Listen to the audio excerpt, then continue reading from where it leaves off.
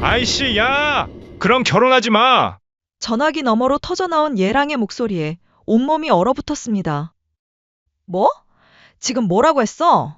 결혼 안 할 거야. 이제 만족해? 어디다 대고 욕질이야? 네가 하기 싫으면 제대로 얘기해. 나한테 떠넘기지 말고. 결혼하기 싫어. 이제 됐지? 딸깍. 전화가 끊겼습니다. 식을 석 달 앞둔 시점에서 저는 예비 신랑에게 파혼 통보를 받았습니다. 시작은 사랑이었습니다. 1년 반 전, 예랑이를 만났을 때만 해도 이런 결말을 상상이나 했을까요? 우리는 둘 다 모아둔 돈이 별로 없었습니다. 하지만 사랑하니까 괜찮다고 생각했죠. 있는 돈으로 최선을 다해 결혼 준비를 하기로 했습니다. 전세는 대출을 받고 저희 부모님이 3천만 원, 시부모님이 5천만 원을 보태주시기로 했습니다. 저는 제 통장에서 1천만 원을, 예랑이는 2천만 원을 내기로 했고요. 반지, 웨딩 플래너, 스튜디오, 드레스, 메이크업, 예랑이 정장, 신혼여행 항공권과 숙소까지 이미 결혼 준비 비용은 거의 다 지출된 상태였습니다. 숨겨진 빚. 중요한 건 예랑이의 경제 상태였습니다. 처음 결혼 이야기가 오갈 때 예랑이는 적금을 2천씩 2개 가지고 있다고 했습니다. 그리고 저를 만나기 전 사업하면서 생긴 빚이 5천에서 6천만 원 정도 있다고 했어요. 근데 곧 개인회생 들어가. 회생하면 많이 탕감받아서 2천만 원만 갚으면 돼. 빚이 있다는 건 알고 있었습니다. 하지만 예랑이의 앞으로의 비전과 좋은 모습들을 생각하면 그 정도는 감당할 수 있다고 생각했죠. 어차피 맞벌이 할 거니까 같이 갚아 나가자. 괜찮아. 회생 후 남은 빚이 3천만 원 정도 된다고 했습니다. 예랑이가 결혼 준비금으로 낸 2천만 원도 결국은 빚이나 마찬가지였죠. 회생 중이라 전세 대출도 제 이름으로 신청해 놓은 상태였고요. 저는 돈보다 사람을 봤습니다. 빚이 있어도 성실하게 살아가려는 의지만 있다면 함께 헤쳐나갈 수 있다고 믿었으니까요. 상견례, 그리고 예단. 상견례가 끝나고 양가 부모님들은 절차를 간략하게 하자고 하셨습니다. 예단 정도만 하기로 한 거죠. 저희 부모님은 더더욱 조심스러워 하셨습니다. 집안에서 제가 처음 시집가는 딸이다 보니 잘 모르시기도 하고, 웬만하면 상대집 의견을 따르려고 하셨어요. 그래도 딸 잘 봐주십사 하는 마음에 예단을 준비하시려던 참이었죠. 문제는 제가 예단에 대한 정확한 개념을 잘 몰랐다는 겁니다. 도대체 얼마를 해야 하는 건지 감도 안 왔어요. 그래서 예랑이한테 물어봤습니다. 시어머님이 원하시는 금액이 혹시 있어? 아니면 도련님네는 얼마 정도 하셨는지 여쭤봐 줄 수 있어? 혹시나 생길 트러블을 미리 방지하고 싶었습니다. 마침 예랑이의 동생이 먼저 결혼을 했었기 때문에 그 기준에 맞춰서 준비하면 되겠다는 생각이었습니다. 최대한 맞춰드리고 싶었거든요. 며칠 뒤, 예랑이가 답을 가져왔습니다. 우리 동생네가 200에서 300 정도 했대. 그렇구나. 그럼 우리 부모님께 그 정도 받으셨었다고 말씀드릴게. 근데 자기는 장남이니까 500만 원 정도 해드리면 시어머님이 만족하시지 않을까? 응, 그 정도면 괜찮을 것 같아. 저희 부모님은 제가 원하는 대로 해주셨습니다. 마음의 표현으로 500만 원 예단비를 준비하셨죠. 약속했던 반환. 사실 예랑이랑 저는 미리 이야기를 해뒀습니다. 저희 집에서 예단비를 주면 시댁에서는 그냥 현금으로 반을 돌려주는 걸로요. 서로 부담 없이 형식만 갖추자는 뜻이었죠. 그런데 예단비를 보낸 후 한참이 지나도 시댁에서 아무 말씀이 없으셨습니다. 궁금해진 저는 예랑이에게 물었습니다. 어머님은 예단비 언제쯤 준비해 주실 생각이시래? 예랑이의 대답은 충격적이었습니다. 그게 엄마한테 물어봤는데 사실 좀 그렇대. 남들은 보통 1,000만 원 정도 하는데 500만 원이 와서 금액이 좀 애매하시대. 그래서 현금 말고 그냥 너한테 다이아몬드나 선물 같은 걸로 뭘 해주는 게 낫지 않겠냐고 하시더라. 머릿속이 새하얘졌습니다. 잠깐만, 내가 그때 분명히 시어머님 의견 여쭤보라고 했잖아. 그래서 자기가 200에서 300 정도라고 해서 그것도 나름 장남이니까 정성 더 보탠다고 500만 원 보낸 거 아니었어? 도련님 결혼할 때 그 정도 했다며? 지훈이네는 예단 1,000만 원 했어. 뭐? 그게 무슨 소리야? 나 금시초문인데? 목소리가 떨렸습니다. 내가 예단 드리기 전에도 분명히 장남이니까 500만 원 정도 드릴 거라고 이야기했는데 그때도 내가 그런 말 안 했잖아. 200에서 300이라고 했잖아. 예랑이는 태연하게 말했습니다. 내가 그렇게 말했다고? 난 기억 안 나는데. 한번 이야기했다면 제 기억이 잘못됐을 수도 있다고 생각했을 겁니다. 소통이 안 됐던 거라고 이해하려 했을 거예요. 하지만 이미 여러 번 나눴던 대화였습니다. 갑자기 말이 바뀌니 정말 당황스러웠죠.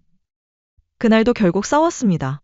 어쨌든 나도 우리가 잘 몰랐으니까 내 사비로 너희 아버지한테 250만 원 돌려드릴 생각을 했어. 예랑이의 해결책이었습니다. 하지만 저는 이해가 안 됐습니다. 아직 결혼 전이지만 이제 곧 살림도 합치는데 네 돈이 내 돈이고 내 돈이 네 돈 아니야? 그걸 그렇게 드린다는 게 말이 돼? 결국 저희 아버지께서 정리해 주셨습니다. 예단 2번 드릴 수도 없고 그냥 반 안 돌려줘도 되니까 쓰시라고 해. 겉으로는 마무리됐지만 제 마음속엔 뭔가 찜찜한 게 남았습니다. 뒤늦게 알게 된 진실. 그 후 예단에 대해 알아봤습니다. 보통 집값의 10%를 예단으로 드린다고 하더군요. 집을 해오는 게 아니면 보태주시는 돈의 10%를 하는 게 일반적이라고 했습니다. 시부모님이 5천만 원을 보태주시면 원래 500만 원을 드리는 게 맞는 금액이었던 겁니다. 게다가 저희 부모님도 집값에 3천만 원을 주시는 상황이었어요. 이미 예랑이 빚에 전세대출까지 다 빚인데 이런 상황에서 예단을 하는 것도 이해가 안 갔습니다. 그래도 원하시니까 맞춰드린 건데 그것마저 부족하다며 불만을 표하시다니 기분이 나빴습니다. 아니 솔직히 화가 났습니다. 참고 또 참았던 시간들. 그럼에도 저는 참았습니다. 이런 이야기를 꺼내면 또 싸울 것 같았거든요.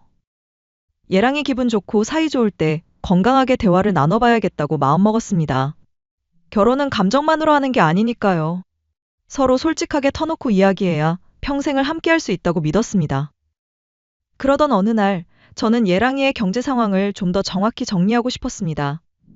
대충은 알지만 헷갈리는 부분이 있었거든요. 결혼 전에 확실히 해두는 게 나을 것 같았어요. 자기야, 회생하면 정확히 얼마 동안 얼마를 내야 한다고 했지? 전화 너머로 예랑이가 답했습니다. 85만 원씩 2년 좀 넘게 내면 돼. 그렇구나. 그럼 다 갚으면 3천만 원 정도 되는 거네? 응, 맞아. 안도했습니다. 제가 알고 있던 내용과 일치했으니까요. 무심코 던진 폭탄. 그런데 예랑이가 말을 이었습니다. 근데 원래 빚은 1억이었어. 뭐? 심장이 멎는 것 같았습니다. 잠깐, 뭐라고? 1억? 응, 아니, 내가 알고 있던 건 6천만 원 정도였는데? 예랑이는 너무나 태연했습니다. 몇 천이었으면 갚았지. 회생을 뭐하러 해? 어차피 회생하고 나서 갚을 돈은 내가 말한 대로 85만 원씩만 내면 되는 거잖아.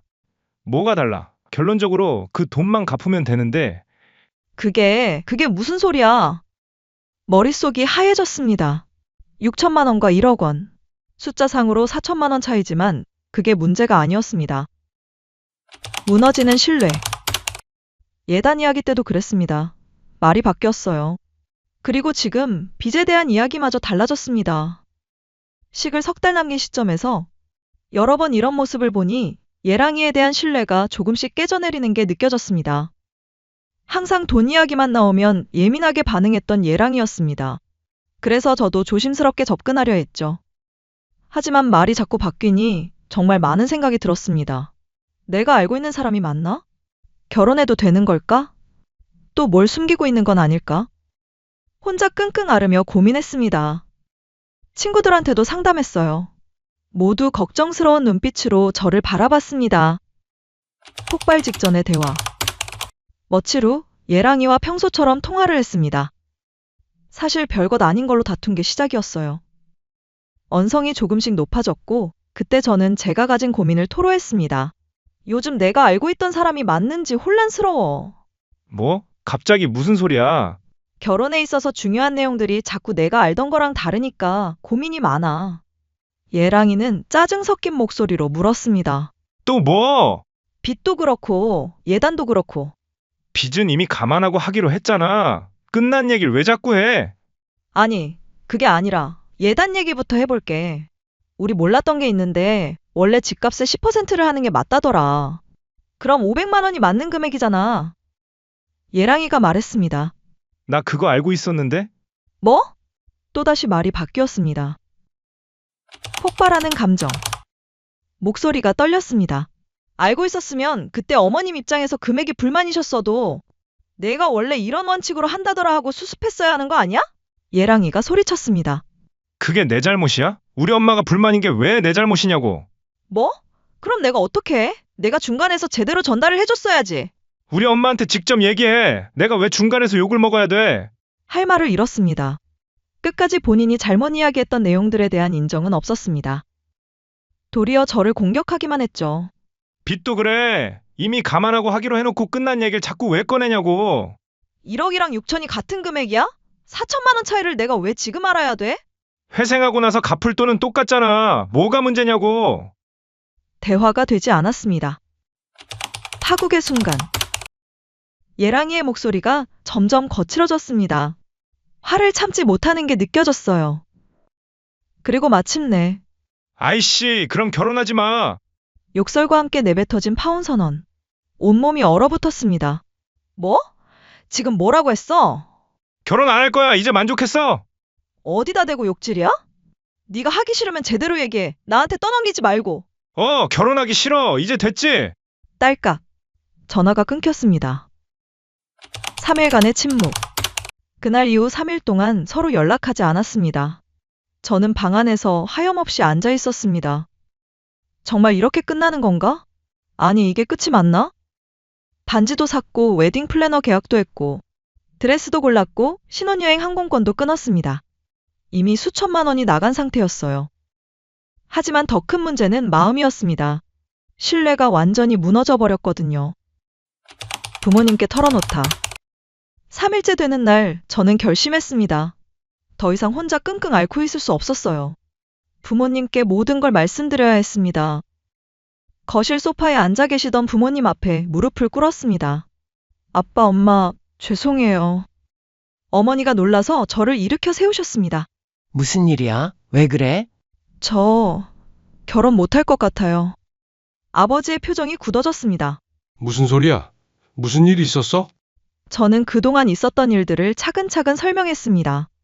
예단 이야기가 바뀐 것, 6천만 원이라던 빚이 실은 1억 원이었던 것, 그리고 욕설과 함께 받은 파혼 통보까지. 어머니가 제 손을 꼭 잡으셨습니다. 아니야. 네 잘못이 아니야. 그 사람이, 그 집안이 잘못한 거지. 아버지가 말씀하셨습니다. 파혼해. 위약금 물어서라도 깔끔하게 정리하자. 그런 사람이랑 평생 살 수 없어. 하지만 아빠, 이미 너무 많은 돈이... 돈은 다시 벌면 돼. 네 인생은 한 번뿐이야.